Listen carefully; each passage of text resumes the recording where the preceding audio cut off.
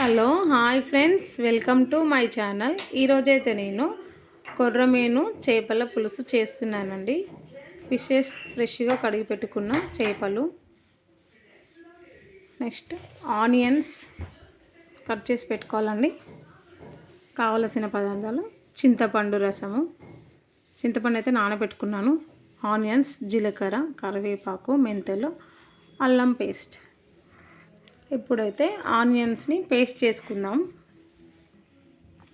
Onions paste చేసే ముందు onions, వెల్లుల్లి, కొంచెం అల్లం వేసి కరివేపాకు వేసి పేస్ట్ పెట్టుకున్నానండి. నేనైతే ఒక ప్యాన్ పెట్టి స్టవ్ ఆన్ చేసి జీలకర్ర వేయించుకోవాలి. అందులోనే మెంతులు కూడా వేయించేసుకోవాలి. వేగినాయి, కొన్ని లవంగాలు వేసి వేయించి పక్కన పెట్టుకున్నాను. ఒక గిన్నె పెట్టేసుకొని మన కర్రీకి తగినంత ఆయిల్ వేయాలి. ఆయిల్ మరిగినాక జీలకర్ర, కరివేపాకు, పచ్చిమిర్చి వేయాలి. బాగా కలపాలి. కొంచెం మగ్గినాక ముందుగా సిద్ధం చేసుకున్న ఆనియన్స్ పేస్ట్ వేయాలండి. పచ్చివాసన పోయినాక వేయించుకోవాలి. ఆనియన్ పేస్ట్ బాగా మగ్గినాక పసుపు వేసుకోవాలండి. తగినంత పసుపు వేయాలి. పసుపు మగ్గినాక అల్లం వేసుకోవాలండి. ఇప్పుడు అల్లం పేస్ట్ పచ్చివాసన పోయినాక వేయించేసుకోవాలి. ఆనియన్ పేస్ట్ వేసాము. అల్లం పేస్ట్ బాగా మగ్గిందండి.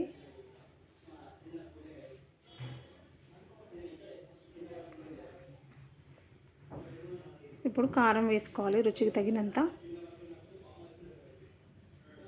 కారం వేసి బాగా కలుపుకోవాలి. ఎవరి టేస్ట్ తగ్గట్టు వాళ్ళు వేసుకోవాలి.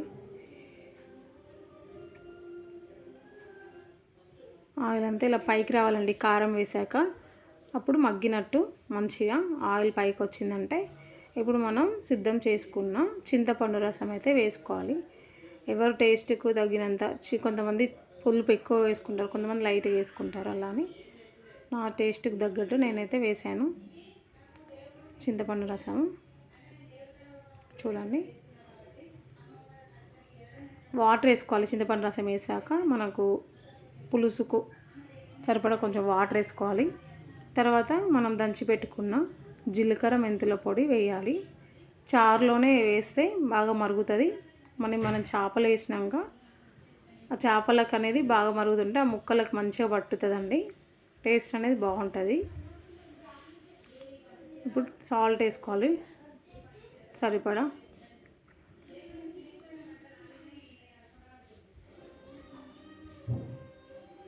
ఇప్పుడు ధనియాల పౌడర్ వేసి కలుపుకోవాలి. ధనియా పౌడర్ వేసాము.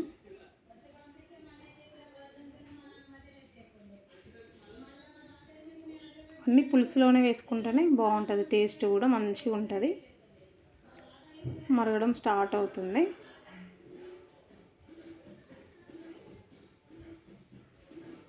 ఇప్పుడే స్టార్ట్ అవుతుందండి, పొంగు వస్తుంది. కలుపుకుందాం.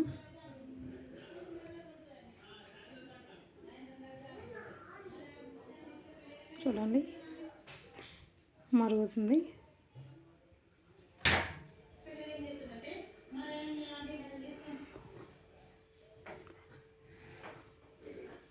మరగడం స్టార్ట్ అయింది. బాగా మరగాలండి. దంచుకున్న కొంచెం గరం మసాలా వేసుకోవాలండి మరిగేటప్పుడు. చూడండి, వేసాక కలిపేసి మూత పెట్టేసుకోవాలి.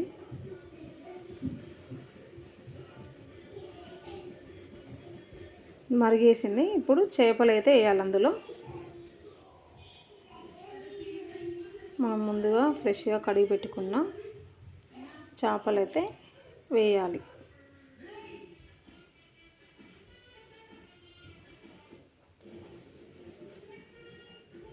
చేపలు వేసేసుకొని బాగా కలపకుండా అవి కొంచెం కిందికి పైకి అనేటట్టు కొంచెం కలపాలి. స్పూన్తో కంటే ఇట్లా గిన్నెతో ఇట్లా చుట్టూరులో తిప్పుతుంటే ముక్క అయితే ఖరాబ్ కాకుండా ఉంటుందండి మంచిగా. చూడండి చాలా కలర్ఫుల్గా ఉంది చేపల కర్రీ. కొంచెం కొత్తిమీర వేసుకుందాం పైనగా. ఇప్పుడైతే మూత పెట్టేసుకుందాం. చూద్దాం ఎంతవరకు వచ్చిందో చేపల కర్రీ. దాదాపు అవుతుందండి, ఇంకా కొంచెం టైం పట్టుద్ది. ఎక్కువ కలపకూడదు, జస్ట్ లైట్గా కిందికి పైకి అనుకోవాలంతే.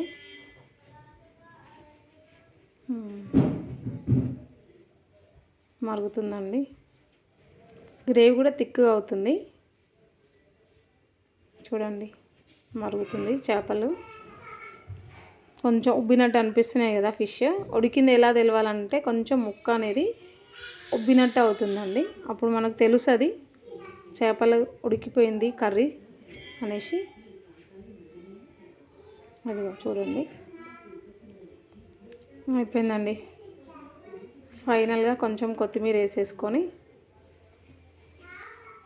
స్టవ్ కట్టేస్తే అయిపోతుంది. వేడి వేడి చేపల పులుసు రెడీ అండి. కొర్రమీను చేపల పులుసు సింపుల్గా నా స్టైల్లో చేపల పులుసు అయితే రెడీ అయ్యిందండి. చూడండి, వావ్ చాలా కలర్ఫుల్గా ఉంది. చూడండి టేస్ట్ కూడా చాలా బాగుంటుందండి, చాలా అంటే చాలా బాగుంటుంది. Thank you for watching. Please subscribe my channel. Thank you. Bye bye.